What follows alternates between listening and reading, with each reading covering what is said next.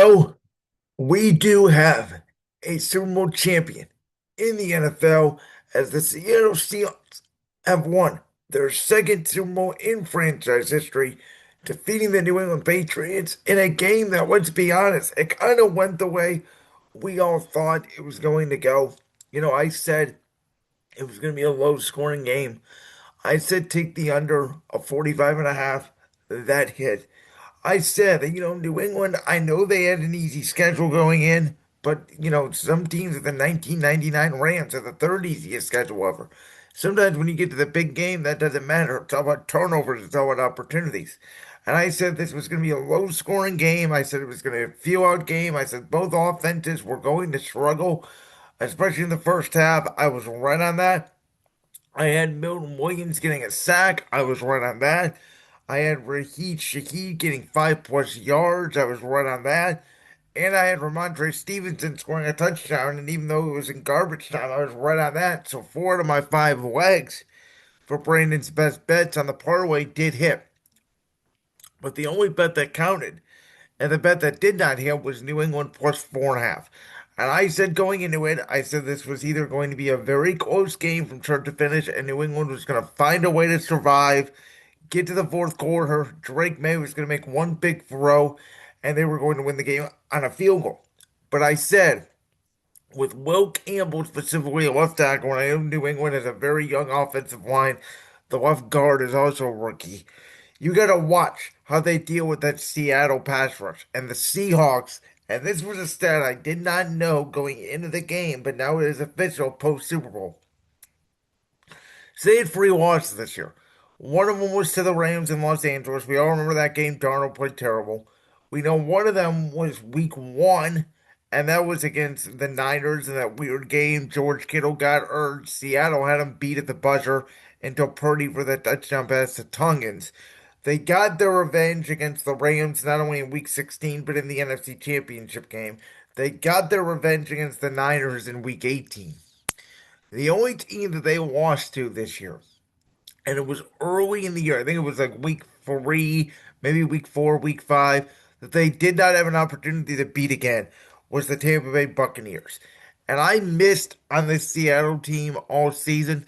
I didn't know about Clint Kubiak and his background and that he would become this superstar offensive coordinator that I do think is going to do well with Fernando Mendoza next year in Las Vegas. I do think Seattle's going to miss him a ton, but that this Seahawks team would be led by Leonard Williams, DeMarcus Lawrence up front, Devin Witherspoon, Tariq Woolen in the secondary, and that they would just have a bunch of guys come after you. Ernest Jones at that second level of the linebacking core, the former Ram, and they would just beat you up physically.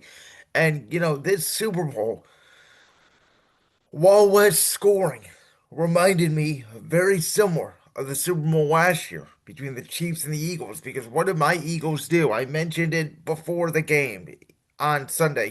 Josh Sweat, Milton Williams is now a member of that Patriot team. Jordan Davis, Jalen Carter, Brandon Graham, Nolan Smith. They would just bring four and they would get after Patrick Mahomes and they beat the ever living crap out of them. And it felt like Kansas City never had a chance. Philadelphia's offense was better than the offense what Seattle produced on Sunday. And I thought Christian Gonzalez, Chris Collinsworth said throughout the game, Christian Gonzalez might have been the best player on the field. He prevented multiple touchdowns on deep pass from Darnold.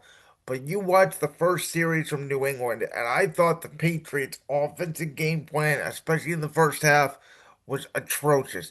I thought they played not to lose. They handed the football off to Ramondre Stevenson on every first down. No trick plays, no shots down the field, no getting Drake May out of the pocket. Nothing.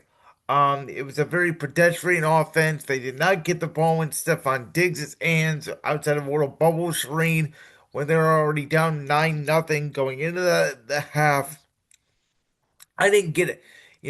Seattle, I think Chris said it early in the game too. Both teams were running the football on third down, willing to kick field goals. And this Seattle defense, which again, they were in the 405 window a lot, they were not on national TV. I believe they only had three or four primetime games all year. One of them was the Niners game, week 18 on the Saturday. One of them was a Thursday night game against the Rams. I think really outside of that game where they beat down Washington, the game where Jaden Daniels got hurt on that Sunday night was really the only time we really got to see Seattle in full form in prime time all season long. And I didn't even know their defense was nicknamed the Dark Side. And I missed this in pregame. And again, if I would have known some of these tells pregame, I would have flipped my pick and I would have chose Seattle. Kyle Shanahan was on with Maria Taylor, Jason Garrett, and Devin McCourty. And I thought NBC, by the way, did an excellent job with their coverage. I thought Mike Tirico and Chris Collinsworth were excellent on the call. Shout out to Mike Tirico, who went from calling the Super Bowl to doing the hosting the Winter Olympics on the field at Super Bowl 60. What a professional pro he is.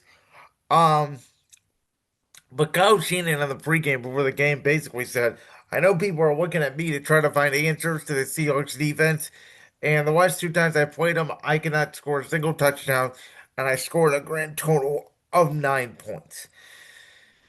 If I would have heard that going into the game, earlier in the week into the Super Bowl Sunday, and again, I get why you save all those little nuggets for right before the game, I would have picked Seattle. And I don't think Sam Darnold particularly played well. I agree the Seahawks defensive unit was the best unit on the field. I thought it was very similar to Super Bowl 48 against the Broncos, where they picked Malcolm Smith to be the Super Bowl MVP, but you could have picked really anybody from that defense. But I understand why they went with Kenneth Walker. I mean, he was averaging 10 yards a carry. He was clearly the best offensive player on the field. And for a guy that was injured a lot at Michigan State, he takes over the role from Zach Charbonnet. There was talk in Seattle about how Walker's not even going to be here next year and Charbonnet is going to take over that lead back spot. And I do wonder for Seattle, yes, that defense is going to be amazing, but how good is their offense going to be without Quinn Kubiak? Are they going to be able to replicate that with a new offensive coordinator? Because I do think that had a lot to do with the success of Sam Darnold this year. And yes, Sam Darnold did get to a Super Bowl before Josh Allen, before Baker Mayfield, and before Lamar Jackson in his own draft class. But don't get it twisted. Lamar and Josh Allen, you can have the debate about Baker Mayfield, but Lamar and Josh Allen are better quarterbacks than Sam Darnold. Sam Darnold is not a top five quarterback in the sport. I know Drake May had a really bad game, and again, I thought the game plan was terrible.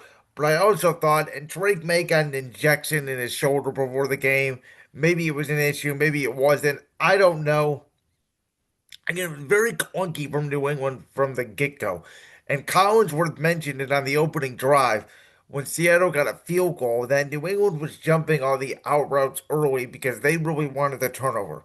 They were going to try to win the game on defense. I don't think New England believed they could move the ball on Seattle that much offensively, and it really did show. And now, if you're the Patriots, I know 11 out of their 17 regular season games they played this year, the coach got fired and they played two more games against the Jets and the Bengals at that point. And I believe Joe Flacco started that game for the Bengals and not Joe Burrow. So I get it. It was one of the easiest schedules in NFL history. And now that they lose the Super Bowl, you can point that out. And again, Dan Marino, second year in the Super Bowl, got there, did not win it, never got back. Joe Burrow, second year, gets to the Super Bowl with a terrible offensive line, has not gotten back. I feel the same way about Drake May, who has gotten pounded this season. The New England offensive line may be worse, if not equal, to that Bengals offensive line that got to the Super Bowl in Super Bowl 56 against the Rams. Ultimately, I think Joe Burrow and that Bengals offense kept that game closer than what it really should have been. And, if that illegal contact doesn't get called, maybe Joe Burrow ends up pulling that Super Bowl out. But is Drake May going to be the next Dan Marino? Excuse me. Is he going to be the next Joe Burrow? I mean, it is possible for sure, right? And they certainly got a lot of breaks this year. You look at the AFC, I like Josh Allen and that pairing of Joe Brady. I think Buffalo will certainly be back. We know Patrick Mahomes is going to come back healthy for Kansas City. You have Justin Herbert with Jim Harbaugh and now Mike McDaniel. I think that's a great pairing out there with the Chargers. We know what Denver and Bo Nix are going to bring to that roster. Obviously, Baltimore always going to be in the mix. I really like what Jackson and William Cohen did this year. So the AFC is really deep. It does feel like the Patriots got a lot of breaks. Stephon Diggs, Christian Barmore, they may be in trouble with the law. Who knows? And I do think the Patriots are going to suffer from the Super Bowl loser hangover. I do not think New England is going to repeat in the AFC East next year, nor do I think, as of right now, Seattle is going to repeat in the NFC West. I think the Rams and the Niners will have something to say about that. Overall, it was a really boring game. Excuse me. It was very similar to Patriots Rams in Super Bowl 53. Just a defensive slugfest. Um, Really no excitement around it. I mean, it lived up to the hype of the game, right? Low scoring, defensive, two quarterbacks that don't have a great ego, not a lot of personality, two defensive coaches that just play smash mouth football. And by that nature, I think, those of us complaining about the game, this was the kind of game that we all expected going in. Before I leave this note on the 2025 NFL season, I do want to say two things. Number one, about the halftime show. Listen, I understand why those of you that love the halftime show loved it. I thought the dancing was cool. I really did not know what I was watching.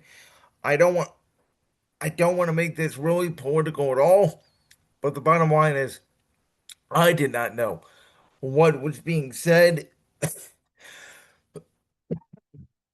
and I thought it was okay at best. I'll just put it at that. And then for my money line picks and best bets, I posted this graphic on my Instagram the other day. But in the money line, the last 5 years, in 2021, I went 179 and 103. In 2022, I went 174 and 110. 2023, I went 191 and 94. Last year, I went 198 and 87. This year in the money line, I finished 190 and 94. That's a 67% percentage.